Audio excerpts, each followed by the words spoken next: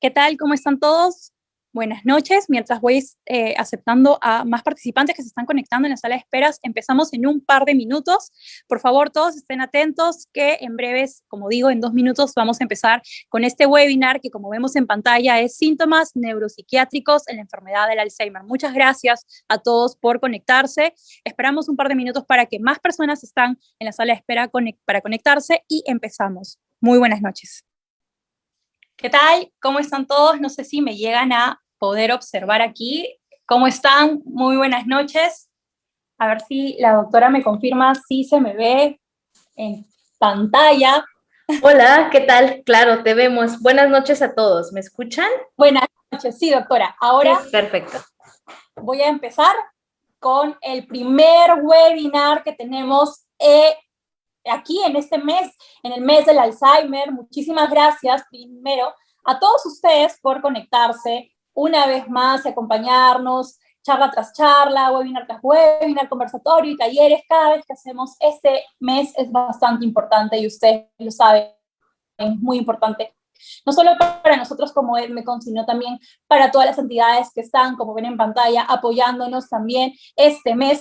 Y como estaba mencionando, también está NeuroMediCenter. El día de hoy tenemos como expositora a la doctora Mariely Bravo. Ella es psiquiatra, además es directora de Grupo Inmensa y también de lo que son ciencias neurológicas y salud mental. Ella viene desde México, así que no solo tenemos ponencias nacionales, sino inauguramos con broche de oro, con una ponencia internacional, con una doctora de primera, porque el tema, como lo mencioné y vemos en pantalla, son síntomas neuropsiquiátricos que se dan en la enfermedad del Alzheimer. Es muy importante poder conocer justamente y reconocer en nuestros pacientes familiares este tipo de síntomas para saber cómo abordarlos. ¿Y quién mejor que la doctora el día de hoy para poder explicarnos eso? Así que por favor les pido atentamente a todos que mientras que la doctora esté dando su ponencia, mantengamos los micrófonos desactivados para que todos podamos recibir la información de manera correcta.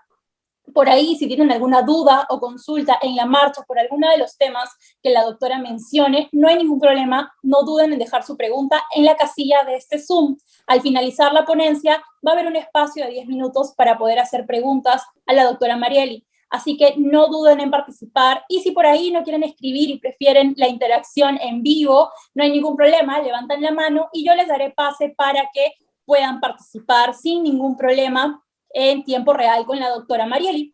Ella es, como dije, además de psiquiatra, es médica cirujana egresada de la Universidad Autónoma de México y posee una maestría en ciencias médicas en la Asociación de Síntomas Neuropsiquiátricos en pacientes con demencia justamente fototemporal. Ella además es especialista en psiquiatría, egresada por el Instituto Nacional de Neurología y Neurocirugía de Manuel Velasco Suárez.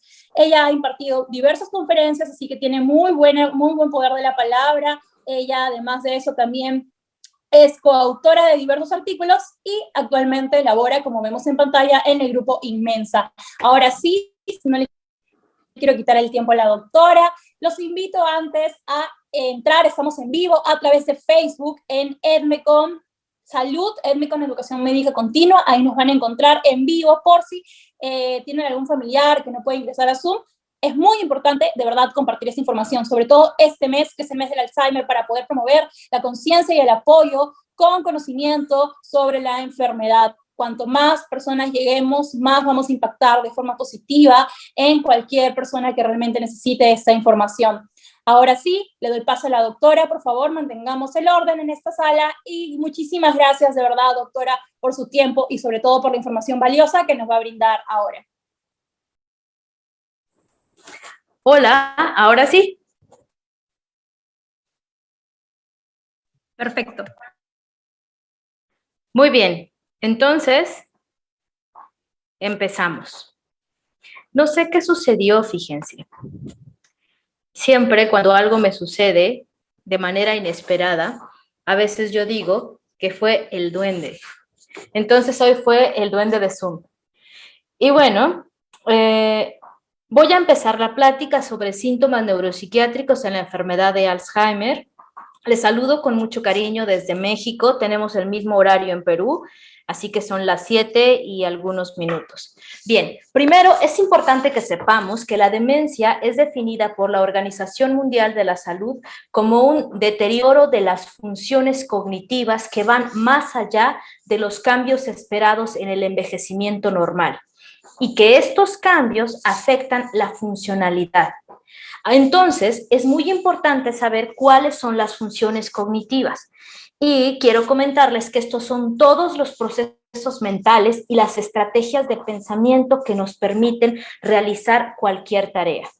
En mi consulta diaria, les comento siempre a los pacientes, un deterioro de las funciones cognitivas significa que sí funciona, pero que no está funcionando adecuadamente.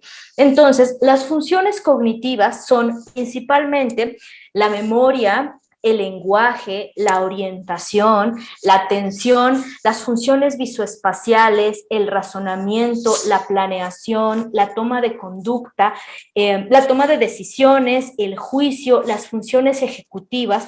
Todos estos detalles que en su conjunto hacen que nosotros seamos humanos, seamos la especie más desarrollada, porque todas ellas nos permiten adaptarnos en el día a día y resolver algunos problemas que se presentan diariamente. Por lo tanto, la demencia de tipo Alzheimer inicia con el deterioro de las funciones cognitivas. ¿Esto qué significa? Que si una de las funciones cognitivas es memoria, entonces puede empezar con una disminución en la memoria. Les cuesta trabajo recordar eventos recientes. Puede ser que se acuerden de qué fue lo que comieron en su boda hace 35 años, pero no recuerdan quién vino a visitarles hace 2 semanas. También hay alteraciones en el lenguaje. Esto significa que los pacientes pueden repetir una frase constantemente, puede ser que cuenten la misma historia o que realicen la misma pregunta una y otra vez. También tienen problemas de orientación. Esto significa que en ocasiones no saben en realidad ni en qué año estamos. No saben qué día es, qué fecha, qué hora o en dónde están viviendo. Esto es mucho más evidente cuando el paciente ya tiene la enfermedad de Alzheimer. Al principio, como muchos de los pacientes están en casa y el funcionamiento es un funcionamiento un poco limitado, puesto que muchos de los adultos mayores son jubilados o tienen trabajos con mínimos requerimientos físicos e intelectuales. Entonces, esto hace que nosotros no evaluemos de manera propositiva la orientación y difícilmente le preguntamos a nuestra abuelita que tiene 75 años, así como, oye abuelita, ¿y qué fecha es hoy? ¿Y en qué año estamos? Entonces, es importante evaluar estas funciones. También los procesos atencionales. La atención es una función mental superior que consiste en diferentes, en la evaluación de diferentes porciones que incluyen la atención. Para la atención, yo tengo que aprender primero a dirigir la atención, a mantenerla por un tiempo y a discriminar de otros estímulos. También están las funciones visoespaciales y las funciones visoespaciales son aquellas que me ayudan a tener una orientación en el espacio, de tal forma que cuando yo voy caminando realizo mi braceo y ya sé en dónde se encuentran los objetos, ya puedo ubicarme en mi propia casa. Por lo tanto, cuando hay un deterioro en estas funciones, el paciente puede perderse fácilmente en su propia casa. También otra de las funciones cognitivas es el razonamiento. A veces les cuesta más trabajo resolver problemas, tienen dificultades en la planeación, en la toma de decisiones, a veces les cuesta mucho trabajo resolver situaciones que en el pasado hubiesen sido muy fáciles, como se acabó mi azúcar y ahora qué hago, y entonces el paciente puede llegar a tener mucha frustración ante eventos que son pequeños. Pueden tener alteraciones en el juicio y en las funciones ejecutivas. Pero bueno, la enfermedad de Alzheimer Sabemos que es la demencia más frecuente en el mundo y que es una de las principales causas de discapacidad y de dependencia, principalmente en los países emergentes como en América Latina. La enfermedad de Alzheimer es una enfermedad neurodegenerativa, es progresiva, es mortal y hasta este momento no tenemos un tratamiento específico. Cuando nosotros hablamos de una enfermedad neurodegenerativa, esto significa que las enfermedades neurodegenerativas implican necesariamente la muerte neuronal. Entonces, lo que sucede es que estas personas están teniendo una muerte neuronal dentro de sus cerebros. Así se ve un cerebro de una persona sana, como lo observamos en el lado izquierdo, y un cerebro de una persona que tiene enfermedad de Alzheimer. La corteza es muy importante, que la podemos ver aquí. La corteza o la materia gris es importante porque dependiendo del área puede tener diferentes funciones como el procesamiento del lenguaje o de la información. Y otra estructura que es muy importante es el hipocampo. Entonces, cuando nosotros llegamos al proceso de neurodegeneración que les comentaba hace un momento, que es muerte neuronal, entonces el cerebro empieza a hacerse pequeño.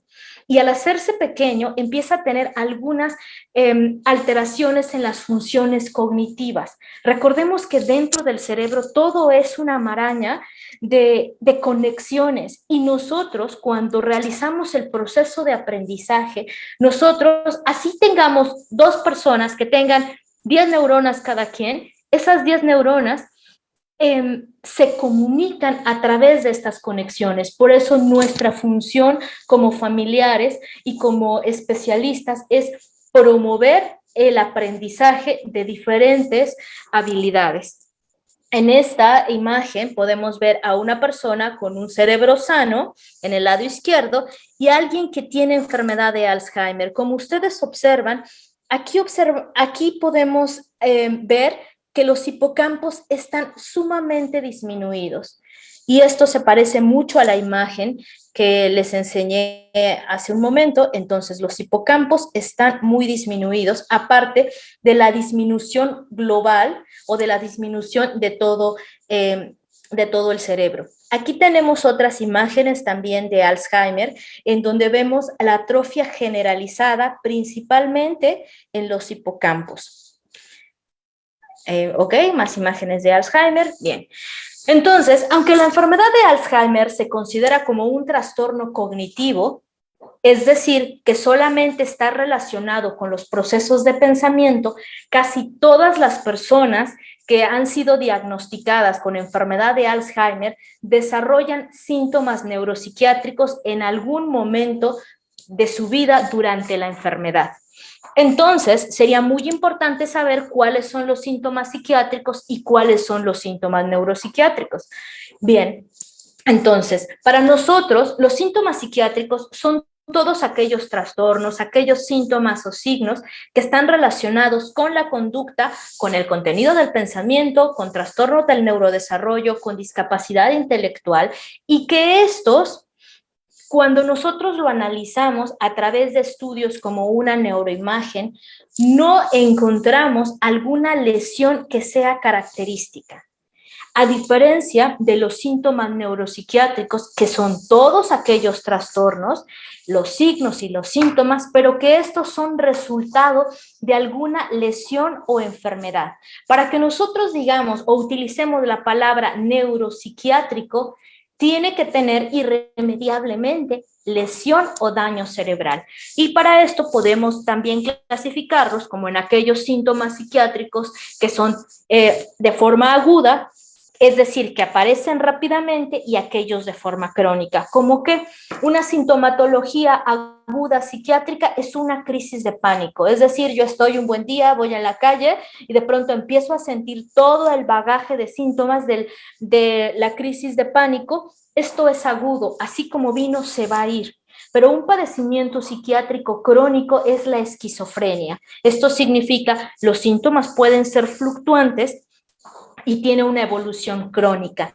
Y también de igual forma sucede en los síntomas neuropsiquiátricos, que pudiera ser un síntoma neuropsiquiátrico agudo, las personas que caen en delirium, que es una entidad o un síndrome neuropsiquiátrico que se caracteriza por fluctuaciones en el estado de alerta y también por otros síntomas como alucinaciones, agitación psicomotriz, entre otros. Esto sería un proceso agudo. Un proceso crónico sería, por ejemplo, un síndrome apático en el contexto de una enfermedad de Parkinson, por ejemplo, o de una enfermedad de Alzheimer.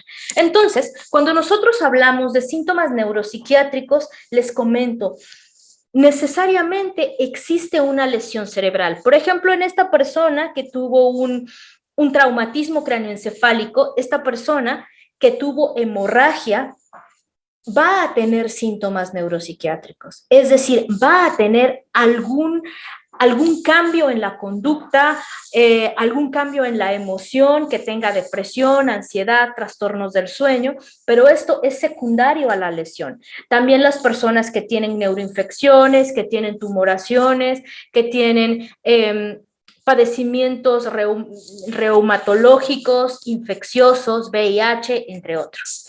Entonces, la frecuencia de los síntomas neuropsiquiátricos es mucho mayor en las personas que tienen enfermedad de Alzheimer y en aquellos que están empezando este proceso que se llama deterioro cognitivo leve que en la población general. Entonces, imaginemos, hay tres poblaciones: persona con Alzheimer, persona que tiene un deterioro cognitivo leve, es decir, que está empezando la fase de Alzheimer, y la población general. Los síntomas neuropsiquiátricos son más frecuentes primero en los que tienen ALS, después en los que tienen deterioro, y en la población general, en el momento en el que yo detecto un síntoma neuropsiquiátrico, tengo que pensar que este paciente ya se saltó probablemente al deterioro cognitivo. Y recordemos que el deterioro cognitivo es la fase inicial de la demencia. Bueno, de todos los síntomas neuropsiquiátricos, la depresión y la apatía son los síntomas más frecuentemente observados en las personas que tienen deterioro cognitivo leve y en la enfermedad de Alzheimer temprana. Se ha observado también que hay pacientes que tienen agitación verbal y agitación física, y esta incidencia es alta en todas las etapas del deterioro y también de la enfermedad de Alzheimer. Ahora, ¿cuáles son los síntomas neuropsiquiátricos? Son muchos y los vamos a ver en un momento. Sin embargo, es importante que sepamos que a medida que la enfermedad va avanzando, pueden aparecer ideas delirantes. ¿Qué es una idea delirante? Aquella idea que alguien, bueno, que yo sé o que creo que esa idea es verdad. En la mañana ponía un ejemplo. Imagínense que de pronto yo le digo a mi esposo, ¿qué crees? Fui fecundada a través de una cereza de un alien. La idea de inicio no tiene sentido porque muchas de las ideas son bizarras. Entonces, ok, esta idea puede ser que no tenga sentido para nadie, pero a mí me hace mucho sentido. Y una idea delirante significa que yo la creo y que aunque me den muestras de realidad, aunque me lleven, no sé, a hacer ultrasonidos, yo sigo pensando, bueno, pues es que no la ven porque pues es extraterrestre, es un alien, entonces pues no va a salir en ninguno de estos estudios que me realicen. Es decir, la idea delirante es una idea que es real para mí, que aunque me confronten, yo sigo creyendo que eso es real. ¿Cuáles son las ideas delirantes más frecuentes? Las ideas de envenenamiento. Es decir, que de pronto el paciente diga, es que mi hija me está envenenando, mi esposa me está envenenando, empiezo a desconfiar de los alimentos, de los medicamentos, del agua que me dan, y empiezo a tener conductas como escupir el agua, como empezar a estar combativo o apático. También otras de las ideas delirantes más frecuentes son la celotipia, es decir, adultos mayores, hombres o mujeres, que de pronto se quejan porque el esposo está saliendo con no sé, con la chica que llega a vender las tortillas en la mañana. Y cuando analizamos esto no tendría sentido porque el señor tiene, no sé, 75 y la chica tiene 10, 12 años y la chica lo único que hace es llegar, deja la tortilla, le da el dinero y se va. Entonces, ella es muy común tener las ideas celotípicas, también las ideas de envenenamiento, las ideas de robo, de que le esconden las cosas. Si ustedes han detectado algunas de estas ideas, quizás sea conveniente que lo comenten también a su médico. Ahora, otros de los síntomas neuropsiquiátricos son las alucinaciones. Las alucinaciones son la percepción de un estímulo sin que éste exista. Esto significa que todo lo que nosotros sentimos, todo lo que percibimos, todo lo que nuestros órganos pueden percibir, puede ser producto, o sea, podemos alucinar lo que tocamos, podemos alucinar lo que olemos, lo que sentimos, los sabores, podemos alucinar. Las más frecuentes son las alucinaciones auditivas, son las más frecuentes. Es decir, he tenido pacientes que me dicen, escucho a una serenata en mi oído, escucho los cantos de la iglesia, escucho que me habla Dios o que mi mamá que falleció hace 53 años me está hablando en el oído y me está dando órdenes. Entonces, este es otro síntoma neuropsiquiátrico y también la agresión o los episodios de agitación psicomotriz. Entonces, mientras más va progresando la enfermedad, estos síntomas pueden ir apareciendo y cada vez es más difícil manejar al paciente. La apatía es el síntoma neuropsiquiátrico el más persistente y es el más frecuente en todas las etapas de la enfermedad de Alzheimer. También otro de los síntomas son las alteraciones en el ritmo circadiano del ciclo de sueño-vigilia, en donde se vuelve muy inestable, a veces muy exagerado. Y me han dicho pacientes lo siguiente: mi mamá se duerme 2 días bien y el siguiente día no puede dormir, se desvela toda la noche.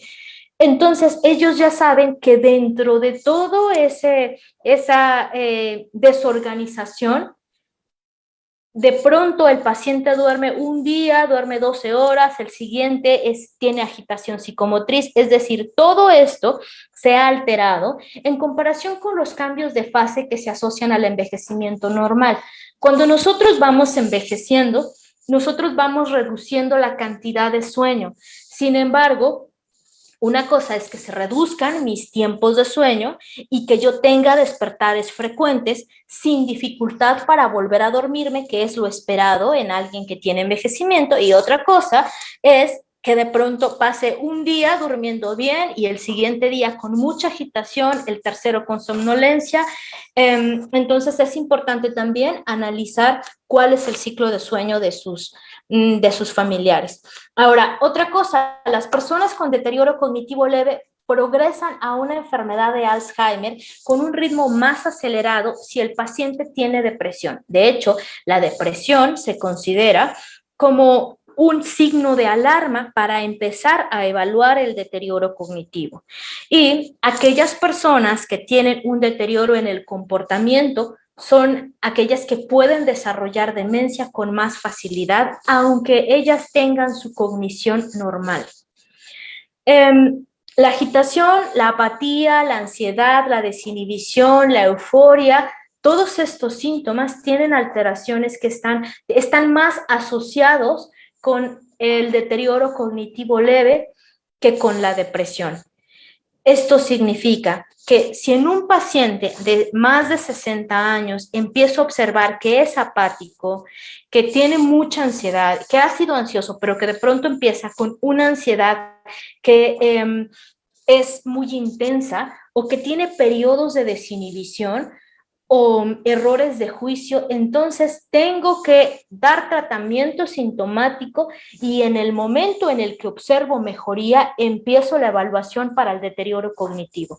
Ahora, de todos los pacientes que tienen enfermedad de Alzheimer, hasta el 97% van a tener al menos un síntoma neuropsiquiátrico y los más frecuentes son apatía, depresión, ansiedad y los trastornos del sueño. Estos son los más comunes.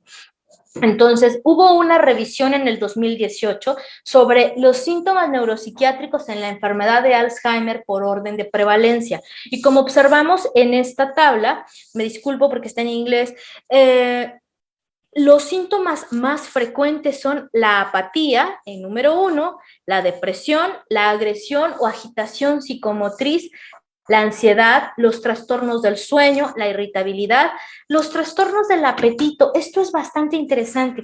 Fíjense, he visto muchos pacientes que han tenido una dieta muy estable la mayor parte de su vida y que justo cuando empiezan con el deterioro cognitivo hay cambios que son observables y que son drásticos. Una paciente que era vegetariana, de pronto empieza a cambiar su dieta solamente a comer carne.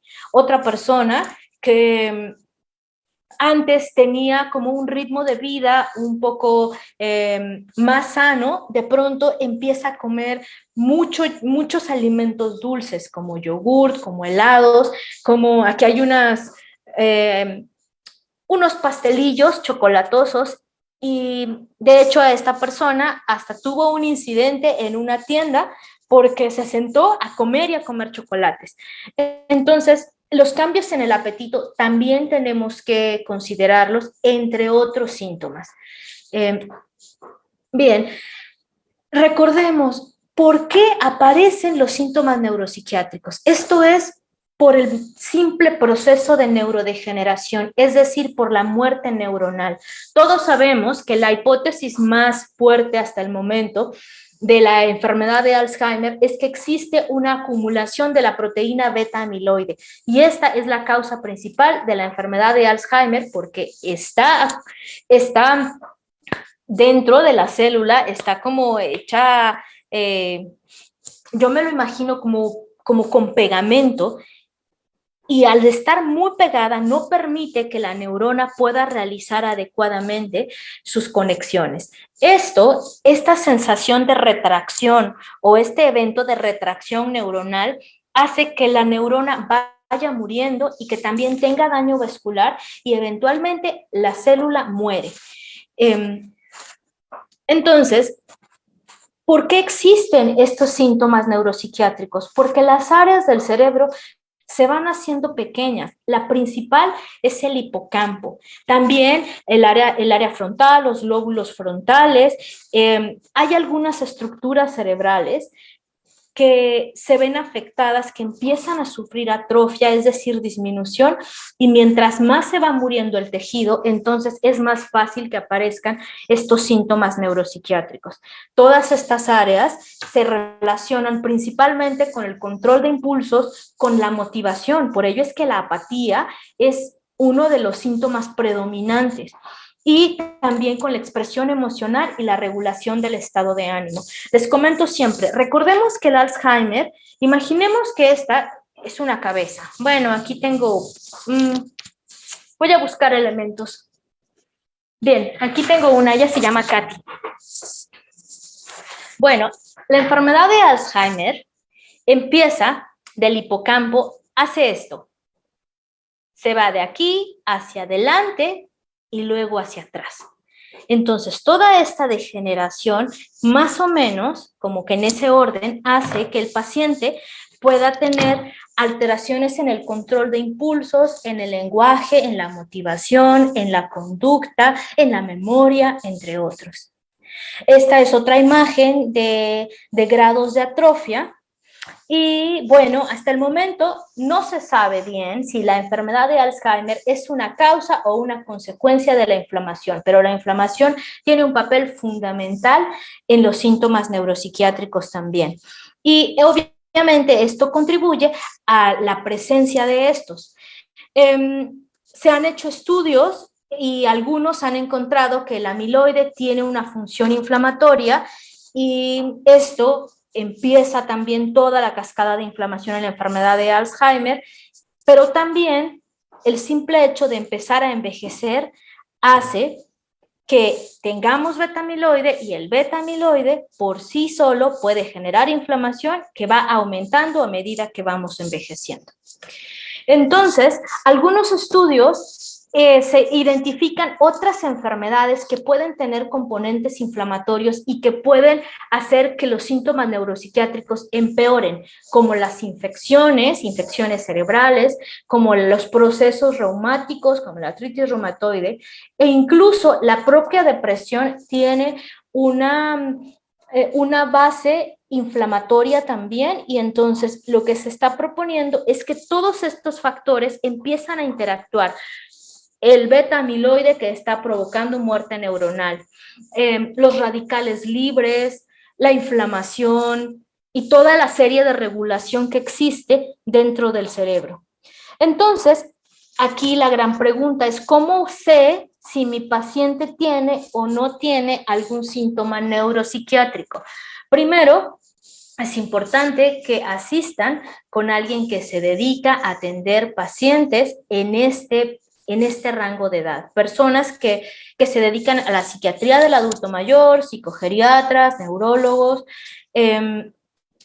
porque el diagnóstico tiene que ser muy cauteloso. Tenemos que considerar las condiciones médicas y yo tengo que analizar por qué mi paciente ha cambiado su conducta. Puede ser que tenga una infección en el tracto urinario que le esté generando delirium, puede ser que haya convulsionado y que tenga una psicosis postictal, puede ser que tenga un traumatismo cráneoencefálico, una descompensación en sus niveles de glucosa, y también tengo que analizar cuáles síntomas pueden contribuir también a los comportamientos de mi paciente. Si el paciente tiene mucho dolor, eso puede hacer que el paciente esté más agitado, que tenga irritabilidad también. Si tiene estreñimiento, evidentemente va a estar irritable, va a estar enojado. Si tiene retención urinaria, alguna dificultad visual o auditiva también puede hacer que el paciente se encuentre más irritable. Entonces, también tenemos que considerar las modificaciones o alteraciones que pueden resultar problemáticas para el paciente, como que a mi paciente le acabamos de dar una benzodiazepina o algunos medicamentos. Esto va a hacer que el paciente pueda estar apático, por ejemplo, o somnoliento, o que parezca o que nosotros pensemos que está deprimido porque está más aislado, porque está en silencio. También tenemos que optimizar el entorno. Si de pronto yo tengo a mi paciente y mi paciente está en un lugar que está encerrado, no hay buena ventilación, hay muy pocas personas, entonces no estoy estimulándolo. Y en ese momento yo tengo que optimizar el entorno para que el paciente mejore con respecto a su propio estado de autoconciencia cuando tiene el deterioro cognitivo leve. Entonces, tenemos que hacer el ejercicio de reorientar al paciente en cada momento. Tenemos que decirle, mamá, papá, hoy es tal fecha, son las 3 de la tarde, en la noche tengo que buscar las mejores condiciones para que mi papá duerma. No se vale que mi papá duerma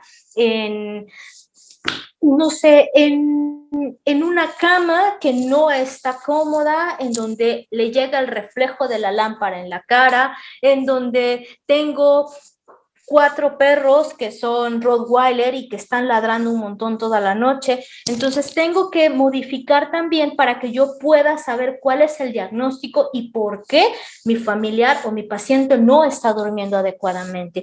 Y también es muy importante comprender la situación del paciente y el cuidador. Es decir, tenemos que hablar con nuestro paciente, tenemos que recordarle todos los días que esa persona es importante para nosotros. Tenemos que preguntarle, papá, mamá, ¿por qué te sientes de ese modo? ¿Qué sientes? Dime cómo puedo ayudarte. A veces podemos también platicar con el cuidador, porque cuando nosotros tenemos un familiar que tiene una enfermedad neurodegenerativa, en muchas ocasiones llegamos a perder el control, nos frustramos. porque de pronto yo quiero que mi mamá coma, pero no quiere comer, porque no puede deglutir, porque simplemente no quiere, porque está cansada, porque le duele la espalda, porque ha tenido gastritis en los últimos, no sé, las últimas 2 semanas, porque no puede hacer pipí o porque tiene una infección. Entonces yo tengo que tener paciencia para evitar gritarle, porque a veces lo hacemos. Y nosotros le decimos, con todo el amor del mundo, le decimos, mamá, ya, come. O le decimos, por favor, mamá, ayúdame. O a veces utilizamos las palabras, mamá, ya me cansé, escúchame. Cuando nosotros utilizamos este lenguaje, recuerden siempre, el paciente tiene una situación cognitiva que es fluctuante. Les comento siempre, es como una velita que de pronto se enciende, que de pronto se mueve y, oh, sigo aquí, sí, se desconectó esto. Bien, entonces es todo como una velita y, y su cognición es así. Habrán momentos en donde el paciente realmente pueda entenderme y se dé cuenta que está en cama, que no se acuerda ni qué día es, que de pronto el último recuerdo que tiene es de hace 5 años y de pronto ya es 2022. Entonces tenemos que considerar estos vínculos para que podamos darle la mejor atención a nuestro paciente. Bien, finalmente, el tratamiento depende de los síntomas predominantes. Es decir, si mi paciente está triste, utilizamos antidepresivos. Si está ansioso, también utilizamos antidepresivos.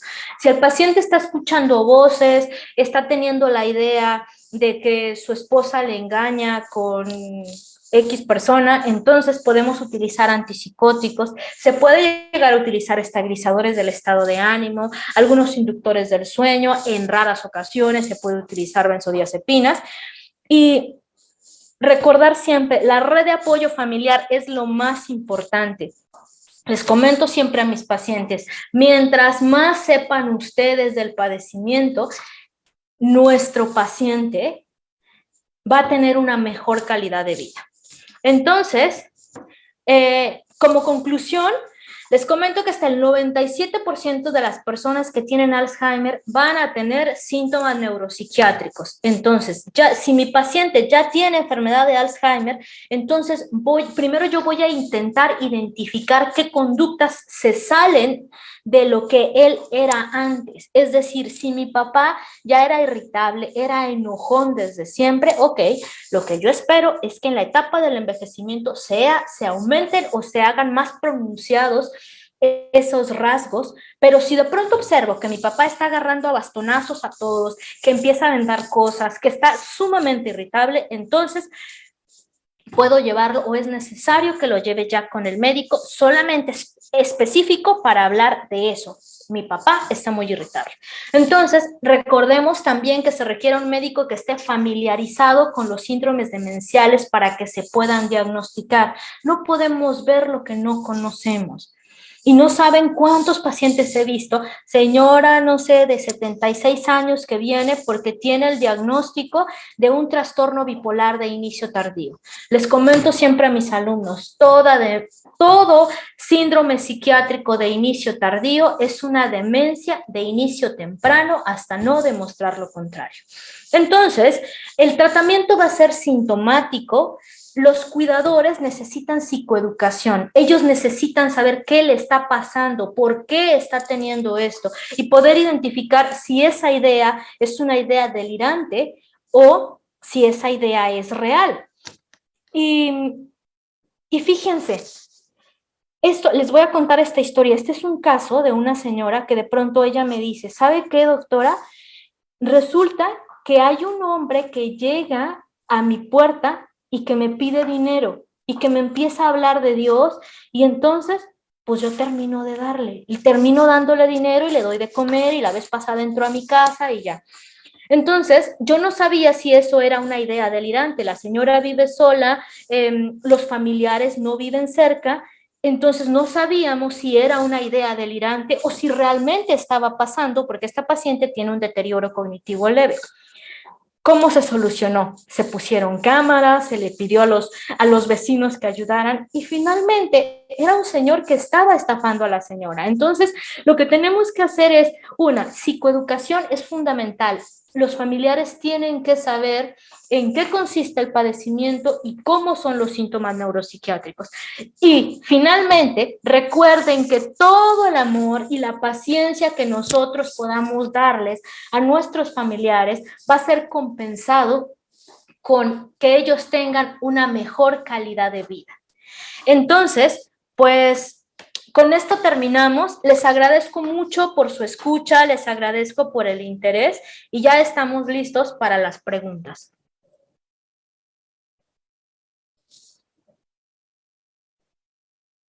Muchísimas gracias, doctora. No sé si me logra escuchar. Muchísimas Sí. gracias por la ponencia, bastante comprensible, muy clara.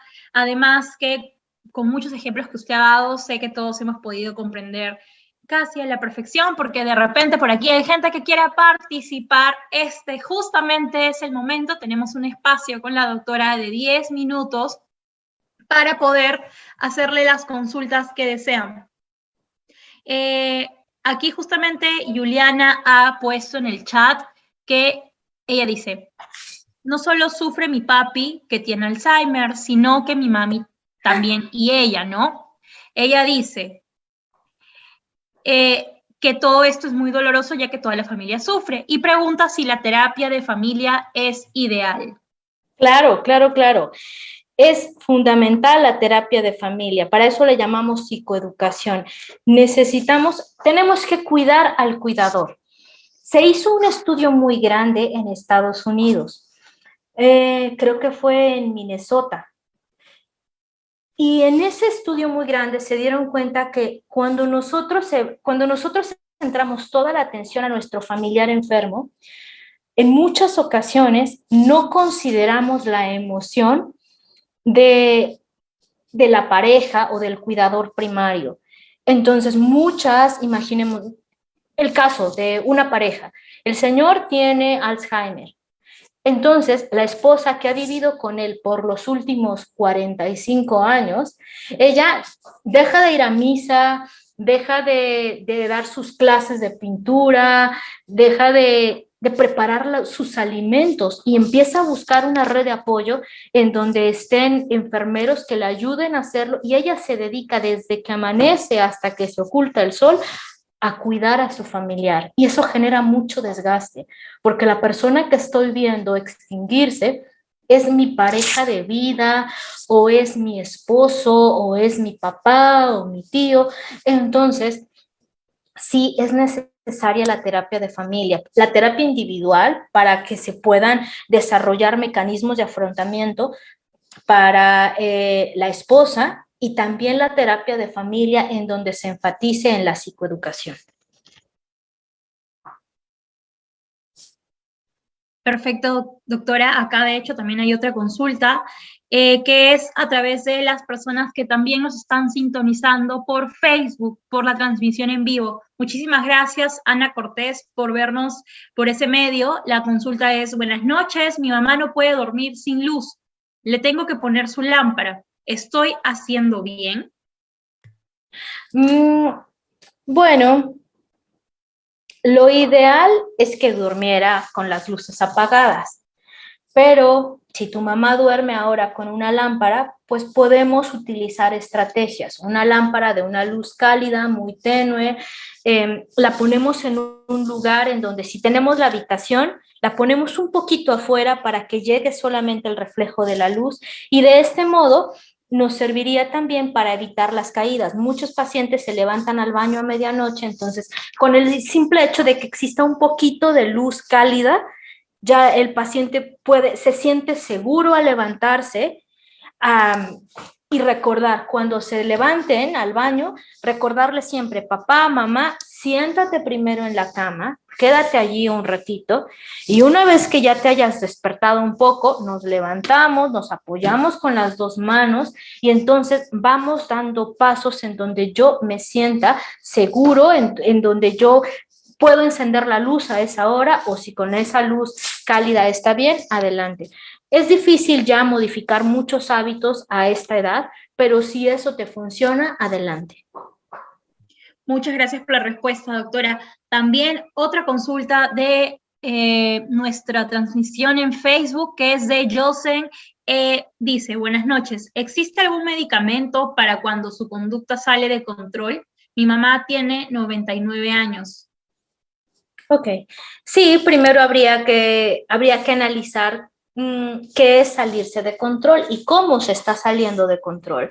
Tendríamos que analizar si es irritabilidad, si es desinhibición, que tenga errores de juicio, conductas inapropiadas, euforia, que esté muy contenta o que tenga agitación psicomotriz. Para estos casos, dependiendo de una evaluación, ya podemos analizar qué medicamento podemos utilizar. Entonces, podría ser en el caso específico un estabilizador del estado de ánimo, se puede dar un antidepresivo, dosis pequeñas de antipsicóticos, pero lo más importante es que tú identifiques ante qué procesos se sale de control y cómo se sale de control. Lo que más me dicen los pacientes es, o los familiares, es que mi papá se pone muy agresivo cuando lo vamos a meter a bañar. Y me han mandado videos en donde los señores están en la puerta, pero resistiendo porque no quieren que los bañen. Entonces, ante esa situación, bueno, pues voy a desarrollar estrategias. Tal vez no lo voy a bañar diario, tal vez lo baño, no sé, 3 veces a la semana, 2 veces a la semana, pero me encargo de limpiar el área genital para que tenga una buena higiene y evitar infecciones. Perfecto, doctora. Bastante clara la respuesta y sobre todo con el ejemplo muy entendible. Ahora también, de hecho, tenemos más preguntas. Ana Cortés dice, ¿cuánto ayuda la terapia para la memoria en un paciente con Alzheimer moderado? Miren, para esto es muy importante que se realice una evaluación neuropsicológica, porque hay muchas funciones cognitivas, como les mencionaba al principio, muchas funciones cognitivas. Bueno, me estoy regresando, aquí está. Si yo observo que mi mamá tiene más deterioro de la memoria, pero todo lo demás está bien, entonces tendríamos que enfocarnos en rehabilitación de la memoria y saber, seguramente tendría una memoria de corto plazo, lo que no está funcionando bien. Si por el contrario mi mamá tiene problemas de memoria, pero también atencionales, entonces puede mejorar, pero es importante identificar cuáles son las áreas cognitivas que requieren más apoyo. Se estimula todas las áreas, pero se enfatiza en las áreas en donde tiene más deterioro. Y bueno, perdón, y una vez que ya identifiqué esto y que damos la rehabilitación específica, puede tener resultado, pero recuerden, no es solamente la rehabilitación, se necesita el tratamiento farmacológico, la rehabilitación, la psicoeducación, la terapia ocupacional. Todas estas actividades hacen que nosotros generemos aprendizaje y recuerden, el aprendizaje es conexión neuronal, es generar este fenómeno que se llama neuroplasticidad. Muchas gracias, doctora. Acá tenemos unas cuantas preguntas más, que es de Roberto. Roberto dice, ¿cuál es la tasa de letalidad por Alzheimer? Gracias, doctora. Fíjate que es bastante interesante. Las personas no mueren por Alzheimer, mueren por las complicaciones. Y, por ejemplo, muchas personas mueren porque tienen un infarto, porque se caen.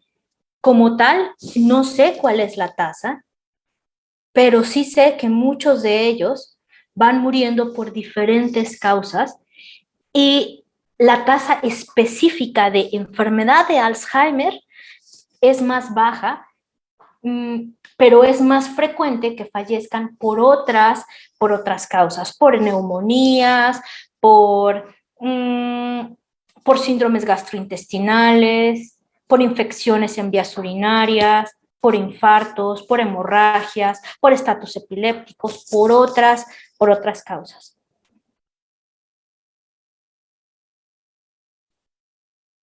Doctora, ahora voy a darle paso, antes de leer las otras dos consultas que tenemos en el chat, voy a darle pase a una persona que ha levantado la mano para que pueda activar justamente su audio y hacerle la consulta a usted en vivo. ¿Qué tal, José? ¿Cómo estás? José Manrique, bienvenido. Puedes activar tu audio y hacerle la consulta a la doctora.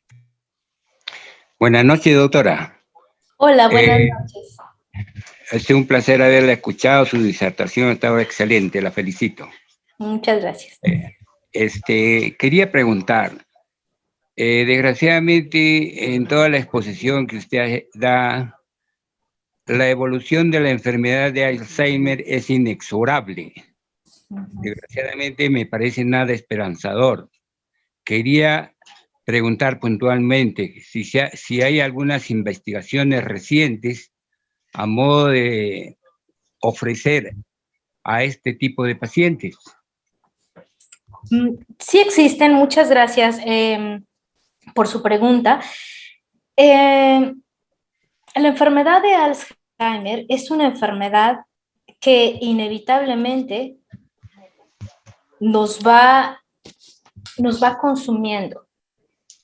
Entonces, ¿qué es lo que ha hecho la ciencia? Se han identificado, se han buscado diferentes medicamentos que puedan ayudar a inhibir la acumulación de esto que les comenté hace un momento, que se llama beta-amiloide, que son unas proteínas pegajosas y que quedan pegadas dentro de la neurona, y esto hace que si la neurona era redondita, al tener este pegamento intenso adentro, entonces la neurona queda aplastada y empieza a hacerse cada vez más pequeño. ¿Cómo son los estudios que se están realizando actualmente?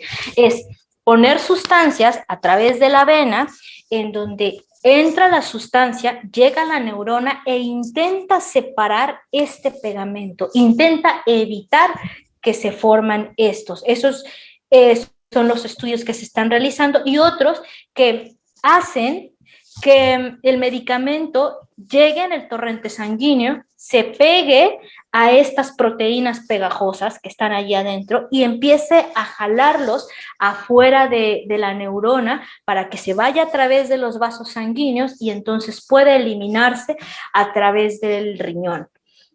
Esos son los estudios. Fíjese que en un congreso del año pasado estuvo en boga la posibilidad de prevenir el Alzheimer. Y entonces una de las ponencias era, la enfermedad de Alzheimer es prevenible, y un grupo de investigadores dice, sí es prevenible. Es decir, si nosotros, para que yo envejezca sana, tengo que empezar a trabajar ahorita, desde este momento. Desde que nazco, tengo que empezar a tener rutinas sanas, tengo que comer de manera adecuada, tengo que hacer ejercicio, tengo que estimular mi cerebro. Independientemente si mi mamá tuvo Alzheimer, se ha observado que aunque tengamos un familiar de Alzheimer, nosotros podemos modificar nuestra dieta, podemos hacer ejercicio, podemos estimularnos, y de ese modo, si mi enfermedad de Alzheimer va a aparecer a los 80 años, si yo me cuido, no se puede aparecer a los 110, por ejemplo. Bueno, difícilmente alguien vive 110, pero últimamente sí está sucediendo. Entonces, sí se están haciendo investigaciones. El año pasado se aprobó un medicamento, el que le cuento, en donde se pone en la vena, llega, saca el beta-amiloide y se lo lleva y empieza a salir por el riñón. Este apenas se aprobó, se utiliza actualmente en Estados Unidos y se está desarrollando más medicamentos. Doctora, no sé si quiero agregar. A propósito, para mí, ¿no? He estado revisando algunos artículos a propósito de las patologías psicomentales, en la que se han establecido estudios ahorita experimentales en conejillo de indias, y se está, ¿qué le digo?, promoviendo la factibilidad de prevenir a propósito de crear situaciones de neurogénesis. Más antes, pues, había el concepto neurona muerta y ya no había capacidad restaurarse, ¿no? Pero a mérito de estos estudios es esperanzador. Usted acababa en su palabra final de decir de que hay estudios. No sé, me parece un poco difícil de controlar ya la enfermedad en sí, porque ya hay degeneración de la estructura, ¿no? Pero en la prevención yo creo que está la esperanza. Y a propósito de la neurogénesis, que muchos investigadores están cada día acrecentándolo más, me parece que la prevención es el camino, ¿no? Porque el Alzheimer aparentemente hasta ahora no tiene una edad de inicio.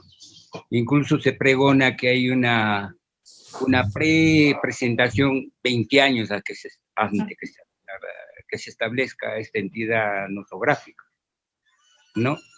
No sé si tiene alguna revisión al respecto o alguna sugerencia, no sé.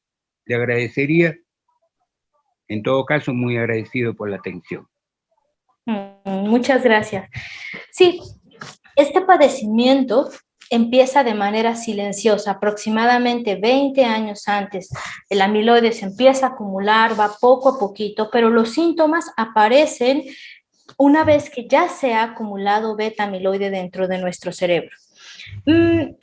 Fíjense, hay dos formas de ver esta enfermedad y siempre les explico eso a mis pacientes. La podemos ver con mucho miedo o la podemos ver con esperanza, y a mí me encanta la esperanza. Yo veo con mis pacientes cómo a veces mejoran, con que mejoren un punto en su evaluación, a mí me da mucho gusto, porque sé que ese punto es el producto del trabajo de toda una familia. Entonces, sé que podemos ir mejorando. Y todo esto es por las conexiones cerebrales. Si yo tengo un paciente y lo tengo en un lugar aislado, sin estimulación, entonces es más fácil que el paciente se deteriore mucho más rápido. Pero si tengo un familiar y le estamos dando una buena alimentación, le estamos dando mucho cariño, le estamos estimulando diferentes áreas de su cerebro, entonces tal vez la enfermedad no se cure, pero ese caminar se va a hacer un poco más lento. Creo que hay esperanza. Claro, perfecto, doctora. A propósito, por eso le señalaba de la neurogénesis. La neurogénesis, su principio activo está en crear mayores fuentes de estímulos diferentes que la persona generalmente no lo haya experimentado, ¿no? Eso es una forma de crear el fenómeno de la neurogénesis. Y de tal manera podemos proveernos de nuevas neuronas. Y eso es nuevo, aparentemente, dentro del área de la neurología. Así es. ¿No? Y usted acaba de señalar que si damos mayores estímulos, es probable que la enfermedad no tenga la expresión tan catastrófica que tiene al final, ¿no? Podría tener otra connotación, otro comportamiento, pero lo ideal sería prevenir. Así es, la prevención.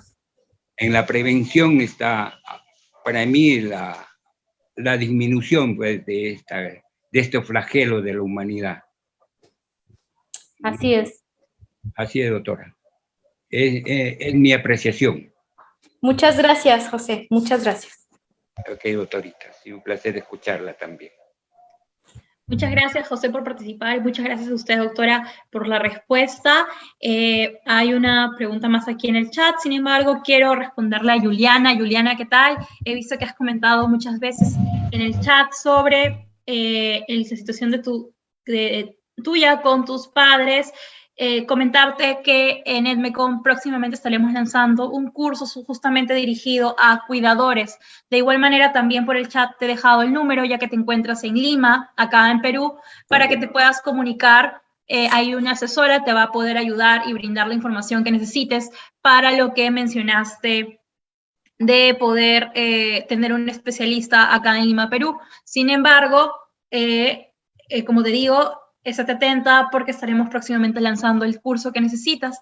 Y cualquier ayuda que también puedas necesitar, no dudes en poder escribirnos también, ¿no? Aquí todas las personas que se dedican a la salud están siempre dispuestas a poder ayudar en lo que llegues a necesitar. Por otro lado, acá también hay una pregunta que ella me parece que ha dejado. Bueno, está bien, perfecto, Juliana, muchas gracias. Acabo de leer que ya has revisado la información. Ahora sí, doctora, voy con las siguientes consultas. Sofía Lazo dice, ¿qué tipo de terapia es recomendada para una cuidadora? ¿Qué consecuencias trae a los cuidadores?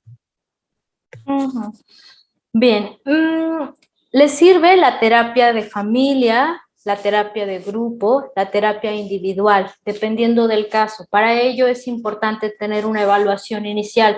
Si el paciente o si el cuidador en ese momento está con depresión, entonces necesitaría, o con ansiedad, entonces necesitaría una terapia específica para cada caso. Las tres le funcionan. La siguiente pregunta. Sí, doctora. La siguiente pregunta es la de Dorita Villaseñor, que nos ve a través de Facebook. Ella dice, ¿el Alzheimer tiene que ver con la genética? Si es así, ¿qué tipo de examen debemos hacernos los familiares directos? Ok, iba a responder la siguiente porque solamente creo que me preguntaron dos en la pregunta anterior y respondí la primera, ¿qué tipo de terapia? Ya dije que funcionan las tres, pero sí, había otra que no recuerdo. Sí, que dice, ¿qué consecuencia trae a los cuidadores Sí. la terapia? Claro, el paciente se cansa, puede tener el síndrome del quemado, del burnout, el síndrome del cuidador y del cuidador quemado, y esto tiene repercusiones muy directas, tiene repercusiones directas con el paciente y con ellos mismos. Entonces, lo primero que tenemos que hacer ante esto es nosotros como especialistas siempre tomarnos un tiempo para preguntarle al familiar, ¿y usted cómo está? Hay veces que el simple hecho de decirle usted cómo está a la esposa, al esposo, a la hija, en ese momento ellos sacan todo este dolor y a veces uno se da cuenta con el simple hecho de preguntar esto que están realmente tristes. Y entonces cuando yo observo esto es, ok, mi paciente lo enviamos a una sala diferente y entonces me quedo a platicar con la cuidadora primaria e identificamos qué está pasando. Y si esa paciente requiere tratamiento, entonces le enviamos primero con un psicólogo para que tenga una terapia individual o le enviamos a terapia de familia si es que la familia todavía no sabe qué es este proceso de enfermedad o en algunas ocasiones a terapia de grupo. Entonces, estas son las opciones. Espero que haya respondido a la pregunta. Ahora sí vamos con la del Dorita, ¿no? Perfecto, sí, doctora. Ahora sí, Dorita, si nos estás viendo en Facebook, aquí está la pregunta que dice, ¿el Alzheimer tiene que ver con la genética? Si es así, ¿qué tipo de examen debemos hacernos los familiares directos? Claro, sí está muy relacionado con la genética, pero es el 1%. El 99% es esporádico. Significa que le puede pasar a cualquier persona. Por lo tanto, como es tan infrecuente la demencia de Alzheimer familiar que tiene una herencia autosómica dominante, es decir, si le dio a mamá a los 65 años, tiene un fenómeno también de anticipación, entonces yo voy a tener la enfermedad a los 55, si tengo una hija a los 50, entonces en esos casos, que es lo más infrecuente, se pueden hacer algunas pruebas genéticas, pero en algunos centros de investigación para la enfermedad de Alzheimer esporádica se puede buscar el ApoE. No es algo común, lo ideal es que en ese momento, cuando ustedes identifiquen, ya tengo un familiar, cómo le hicieron el diagnóstico a mi mamá, qué factores de riesgo tenían, entonces ya su médico le puede decir qué tipo de prueba genética le puede realizar o incluso con el hecho de hacer un PET, que es una tomografía por emisión de positrones en donde se utilice un radiotrazador específico para la enfermedad de Alzheimer, eso puede ser considerado como una prueba suficiente más los síndromes clínicos. y el apoyo.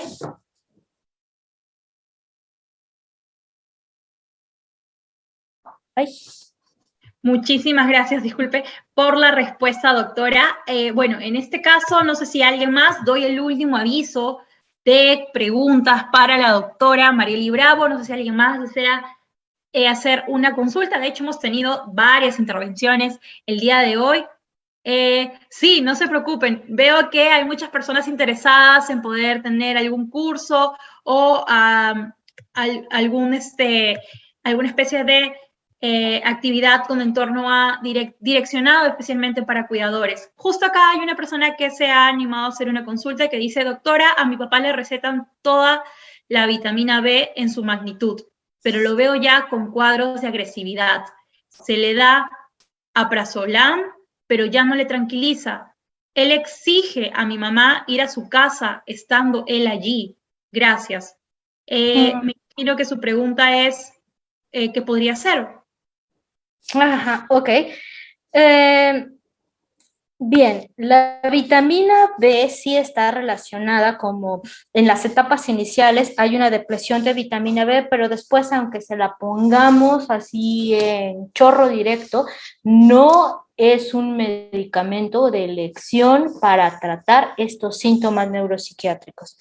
Entonces, en el caso de que me cuentan, yo no sé si lo que él está teniendo es algo que se llama prosopagnosia, es decir, que no puede reconocer el rostro o no puede reconocer quién es la persona que está allí, o sea, no puede reconocer a la esposa o si tiene un déficit visual o si está teniendo una idea delirante o una confabulación. Es importante la semiología, por ello es necesario que vaya con su médico y que le explique específicamente esto.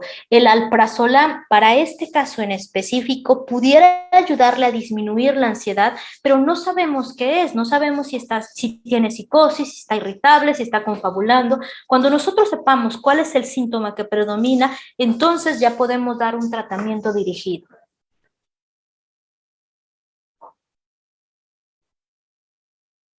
Perfecto, doctora. Ahora sí, voy a leer la última consulta, que es de Sofía Lazo. Ella pregunta de qué se trata el síndrome del quemado que usted había mencionado.